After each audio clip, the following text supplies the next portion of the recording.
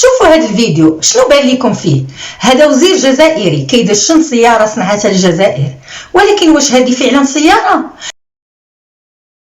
المهم نهار الاثنين اللي فات وزير التعليم العالي الجزائري كمال بداري دار واحد الزياره لمركز ديال البحث والتكنولوجيا الصناعيه الشراقه غرب الجزائر العاصمه، وتماك عطى اشاره ديال الانطلاق ديال تصنيع اول سياره كهربائيه جزائريه، بحيث ظهر كمال بداري في صور جرى تداولها وهو كيركب ديك السياره ديال الكهربائيه الجزائريه بعجلات ومقاعد، ولكن ما عندهاش كيف عبروا عليها لا كاركاس ولا ديك ولا صندوق ولا ابواب ولا تحكم، المهم سياره وصافي. مشروع من تصميم وإنتاج جزائري 100%، ويعتبر من أهم المشاريع حاليا التي من شأنها خلق مناصب شغل.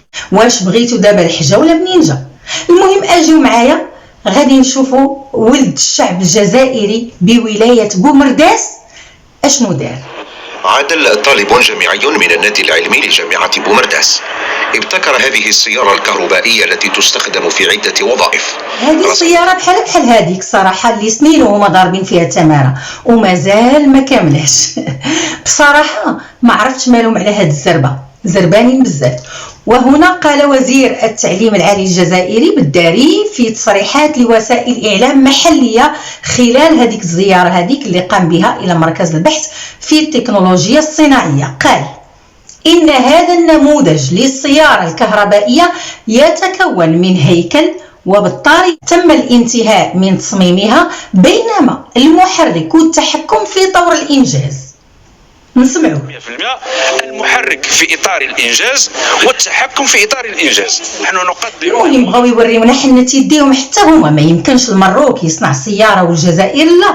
اجيو نشوفوا دابا المروك اشنو دار. فالمغرب يراهن على مضاعفة القدرة الإنتاجية للسيارات الكهربائية بنسبة 100% في غضون 2 أو 3 سنوات، وتصل القدرة الإنتاجية لمصانع الشركات التي تنتج هذا النوع من السيارات حوالي 700 ألف سيارة سنويا، منها 50 ألف سيارة كهربائية حاليا. هذه واحد الشركة ديال صنع السيارات الكهربائية، هذه بقواعدها، شوفوا السيارات كي دايره كاملة ومكمولة. الغريب في الأمر أن الجزائر بدات هذا المشروع هذا في 2017، 6 سنين هذه ومازال المشروع ما كملش. دائما السياره بدون ابواب ولا صندوق ولا تحكم. المهم الجزائر اللي صايباتها نقبلوا على موجود وصافي، نعديو بالنعاله حتى يجيب الله الصباط. هادشي اللي عندنا ما نديرو. دابا غادي نمشيو نشوفوا الفضيحه ديال قيس سعيد، غنمشيو نطيروا لتونس، بحيث انه استقبل الزعيم ديال بوليزاريو في غشت الماضي، بحيث تعرض للانتقاد من طرف الرئيس الأسبق المرزوقي، والذي يدين بشدة تدخل الجزائر في الشؤون التونسية، بحيث تحدث عن وجود تدخل جزائري هو الذي يقف وراء ما تعيشه تونس اليوم من مشاكل اجتماعية واقتصادية إلى غير ذلك. ثم أشار أن الجزائر كانت قد حاربت الثورة التونسية ونشوء الديمقراطية في البلاد، وهي التي تقف اليوم وراء دعم نظام قيس سعيد الدكتاتوري الذي يتماشى مع سياسة النظام الجزائري الذي يحارب الديمقراطية. وتجدر الإشارة هنا إلى أن العديد من الأطراف السياسية والمدنية في تونس سبق أن انتقدت وبشدة ما قام به الرئيس التونسي الحالي في غشت الماضي، عندما فاجأ الجميع بتنظيم استقبال رسمي لزعيم الجبهة الكرتونية إبراهيم غالي للمشاركة في قمة تيكات 8، وكأنه رئيس دولة معترف بها دوليا.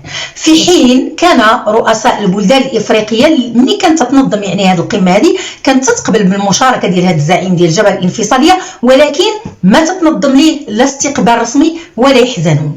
إذا جاء هذا الاستقبال على بعد أشهر قليلة من منح الجزائر قروض مالية كبيرة بشروط تفضيلية لفائدة نظام قيس سعيد، وهذا الشيء كنذكروه جميع، وهذا من أجل يعني تجاوز الأزمة الاجتماعية والاقتصادية يعني والحالات اللي كتعيشها تونس، الحالة المزرية اللي كتعيشها تونس.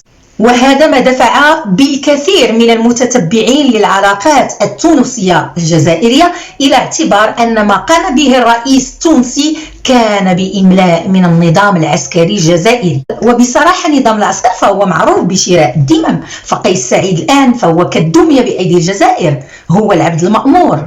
يعني ما قام به كان نوع من المقايضة حسب تعبير هذا الرئيس مع الجزائر. يعني نعطيوك هذا القرض هذا بالحق انت غادي تدخل الزعيم ديال البوليزاريو باش نغيضوا المروك ونفقصوا المروك، لكن بهذه الطريقة هذه فلن يحل مشاكل بلده، على العكس سيعمق هو خصوصا مع بلد جار اللي هو المغرب، وكان دائما إلى جانب الشعب التونسي، وكان دائما يعني كيمد يد المساعدة. فنأمل في أن تعود العلاقات إلى سابق عهدها، وأن قيس سعيد يرجع لصوابه يعني وما يبقاش يسمع لهذا النظام هذا اللي مأثر عليه لهذه الدرجة هذه، ويحاول يلقى حلول للمشاكل اللي كيتخبط فيها يعني الدولة التونسية بلا ما يعطي يديه يعني ويمد يديه لواحد اللي غادي يعضها ليه فيما بعد، واللي كيدير معاه الشونطاج هاك وارا ندير لك هذه بالحق دير لي هذه، وشي حاجه اللي هي